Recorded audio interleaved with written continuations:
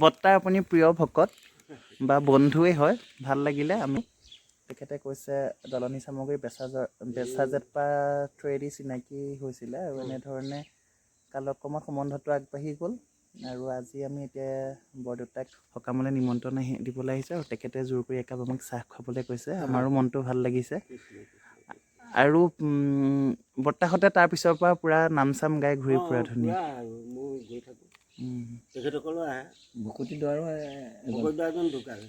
পুনৌ ভকত তেখেত যায় মই যাওঁ মনত আছে পুনৌ ভকত বৰ্তা ভৰিটো অকণমান লেঙেৰা কাৰণে বেছিকৈ মনত আছে আপোনাকো মনত থাকিব লাগে কিন্তু নাছিলে দিয়ক ধৰণে মই নদী পাৰ হৈ খোজ ল'লোঁ বুঢ়াখানচোৱা গাঁৱৰ কাৰণে এটা লুংলুঙীয়া পথৰুৱা ৰাস্তা বহুত নষ্টালজি ইয়াত সোমাই আছে বৰ ভাল লগা এটা পৰিৱেশ এনেকুৱা দেখাইছোঁ মই আপোনালোকক এনেকুৱা বাটেৰেও আমাৰ চহা গাঁৱলীয়া মানুহবিলাক অহা যোৱা কৰে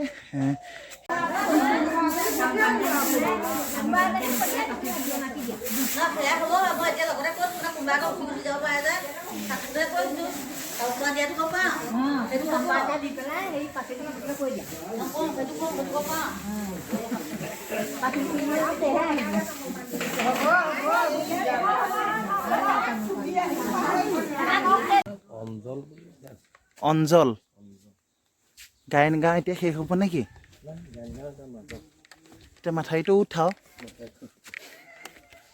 আমি মাথাউৰি বুলি কওঁ যে বহুত ওপৰ লাগে খোজকাঢ়ি এখোজ দুখোজকৈ আহিছোঁ এনেকুৱাও 10-12 পাৰ হ'ম যি নহওক বৰ্তা সকামৰ কাৰণে আমি কৰিছোঁ এইফালে সেয়া দাদা আগবাঢ়ি গৈছে মোৰ পিছে পিছে মাঘ ঠাণ্ডা এনেধৰণে আমি হাতী পৰিছোঁ আৰু এনেকৈ আমাৰ সকাম হ'বগৈ আপোনালোকে চাই থাকিব অঞ্জলৰ ঘৰ থাকিব পুল্যবিদ্য মানুহকেইঘৰ গোটেইকেইঘৰ দিয়ক এমুকে ধৰিব নোৱাৰা নাম এনেদৰে আমি গায়ন গাঁও মাতি মাতি শেষ হৈছে আৰু বোপাইদাই মই গৈ আছোঁ এতিয়া যামগৈ আমি দুইটা এঘৰ আছে সীমান্ত বুলি বহুত দীঘলীয়া গাঁও এতিয়ালৈ আহিছোঁ চাই থাকক আকৌ ৰতনপুৰত সোমাম এতিয়া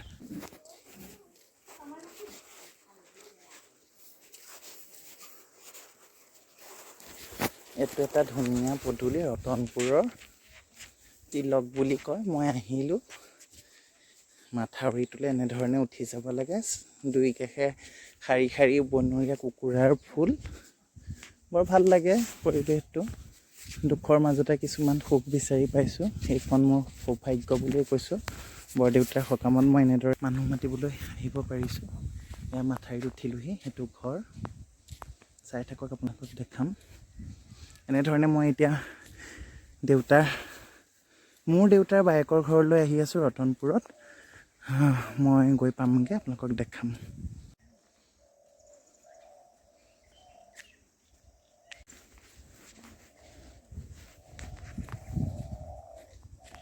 হৈছে আমাৰ দেউতাৰ বায়েকৰ ঘৰ ৰতনপুৰ মই সিহঁতক দেখাইছোঁ ইয়াতে আমাৰ বহুত শৈশৱ জড়িত হৈ আছে আপোনালোকক দেখাম চাই থাকক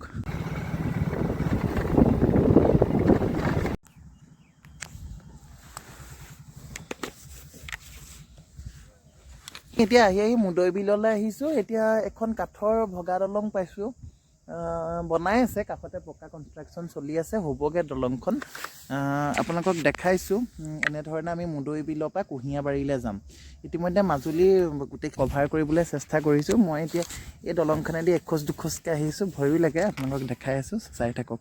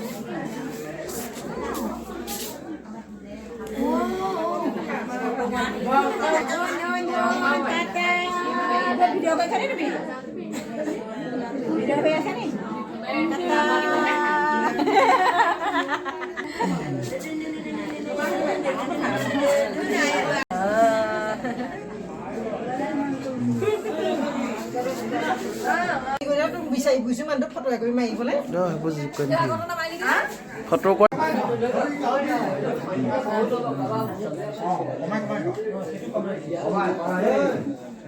একোৱেই বন পাই চিৰা ঠাণ্ডা একোৱেই বন চব খাব লাগিব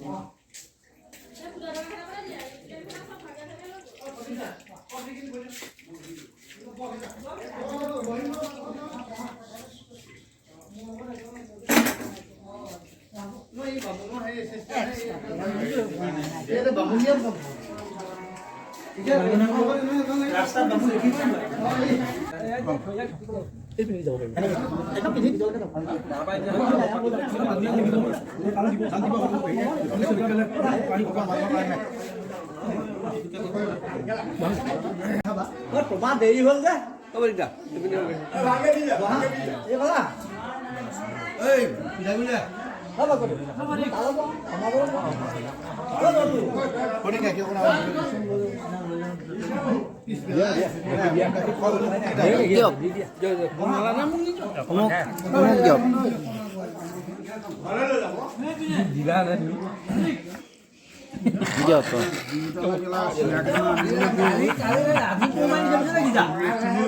ইমানতে বৰদেউতাৰ দহাৰ যি কাম কাজ আছিলে সেয়া শেষ হ'ল এতিয়া মই আপোনালোকক দেখাম কাজৰ সবিশেষ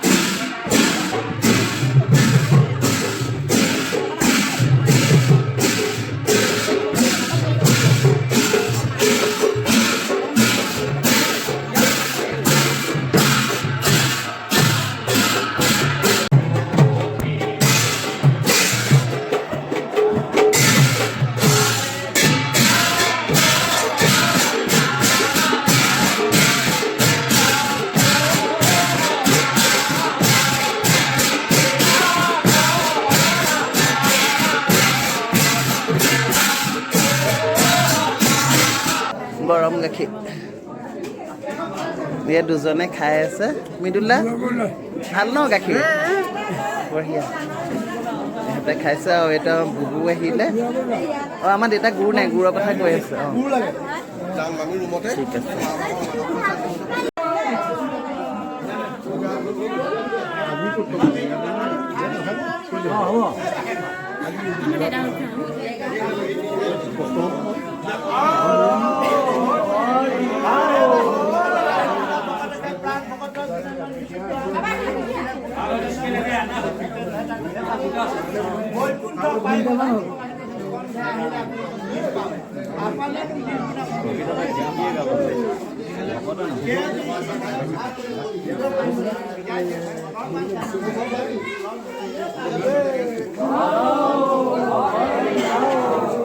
এনেদৰে আহি আহি বৰদেউতাৰ কাজৰ যি আমাৰ সকাম আছিল সেই সকাম শেষ হ'ল। ভকতসকলো ঘৰলৈ যাবলৈ সাজু হ'ল। গৃহস্থক আশীৰ্বাদ প্ৰদান কৰি গাঁৱৰ ভকতসকল, অঞ্চলৰ ভকতসকল ঘৰাঘৰি হৈছে এনেধৰণে। এতিয়া মই আপোনালোকক দেখাম গিয়াতলী অৰ্থাৎ ভোজ মৎস্যস্পৰ্শ কেনেদৰে কৰা হ'ল। অ' কপাই নিব কাটিছে ধন্যব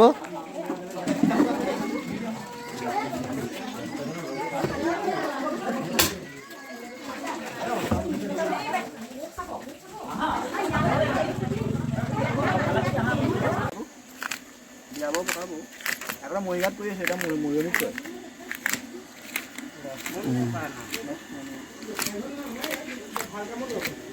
কি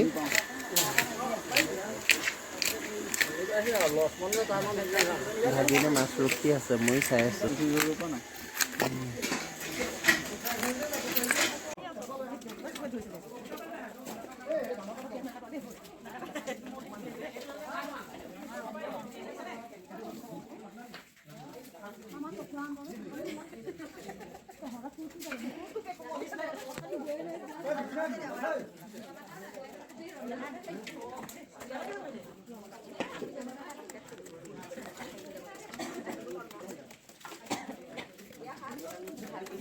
গ'ল নব কাটিছে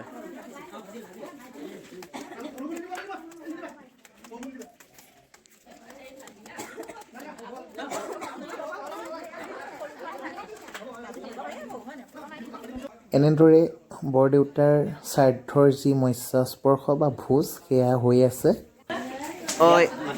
এয়া মাটি দালি উতলি আছে। মৃদুল্লা আমাৰ মেইন ৰান্ধনি, লগতে সিফালে সেয়া আমাৰ প্ৰশান্তত দাও লাগি আছে। মৃদুল্লা আপুনি কওকচোন আজি কি আছে খানাত? আজি এয়া মাটি দালি খাৰ বনাইছোঁ।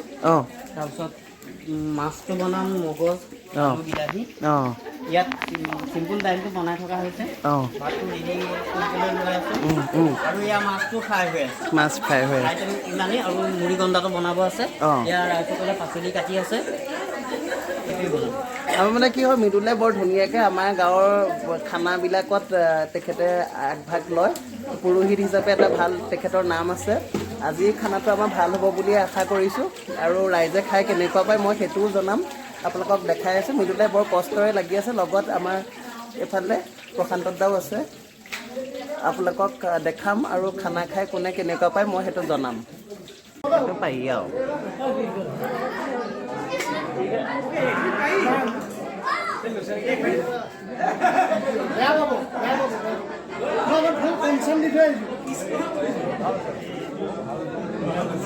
চাউলটো তুলিবলৈ বেয়া লাগে।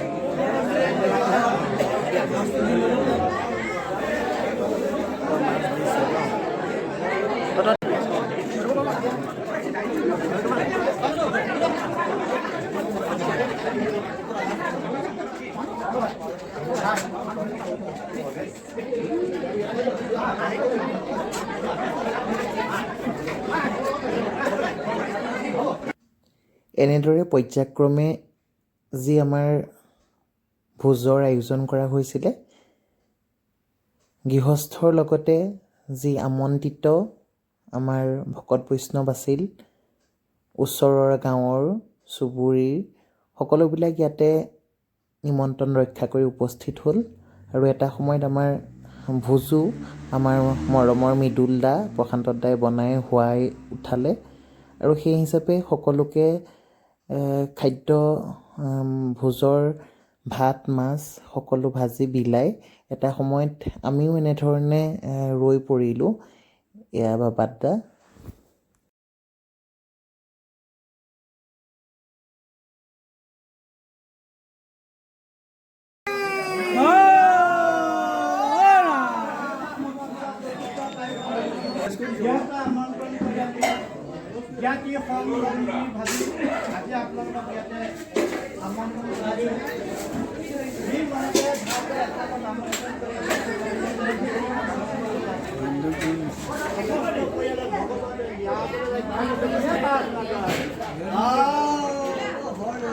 আৰু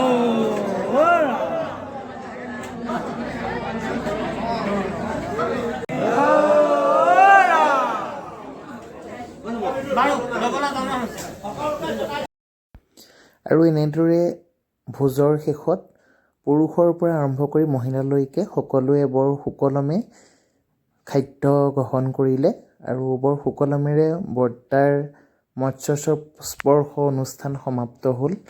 আমিও বৰ সুখী। এনেদৰে আপোনালোকে মোৰ ভিডিঅ'বিলাক চাই থাকিব আগলৈকে। সকলোলৈকে ধন্যবাদ।